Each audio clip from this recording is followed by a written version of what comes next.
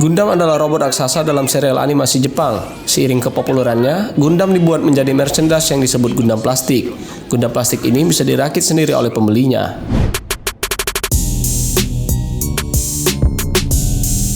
COVID-19 berpengaruh terhadap segala sektor. Lalu apakah COVID-19 ini berpengaruh terhadap toko hobi? Mari kita lihat.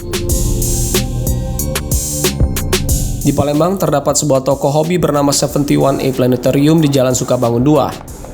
Toko yang telah dibuka 5 tahun ini menjual Gundam plastik berbagai seri dan ukuran.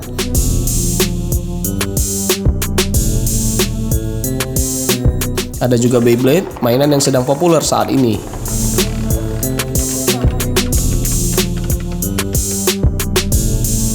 Awal pandemi COVID-19, toko ini sempat tutup dan mengalami penurunan penjualan. Pegawainya pun fokus ke penjualan daring sebagai strategi agar bisnis tetap bertahan. Toko ini juga menjual mainan lain selain Gundam, agar konsumen lebih banyak pilihan. Kalau untuk yang pas COVID ini kan kita lebih fokusnya ke online ya. Itu tahu dewek kan COVID kan betapa bahayanya kan.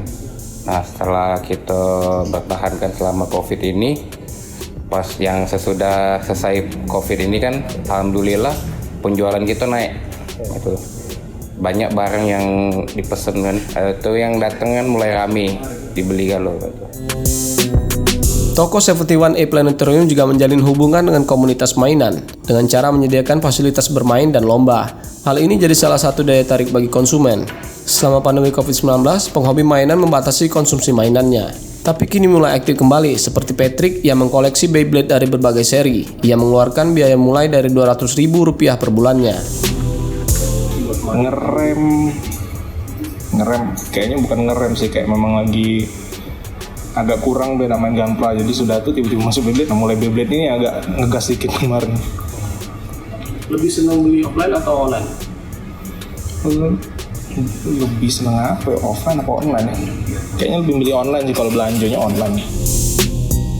Pandemi COVID-19 memang berdampak ke berbagai lini, termasuk bisnis hobi. Strategi menjajal penjualan daring dan lebih dekat dengan komunitas mainan mampu membuat bisnis ini bertahan. Irza Ariansyah, Kompas TV, Palembang.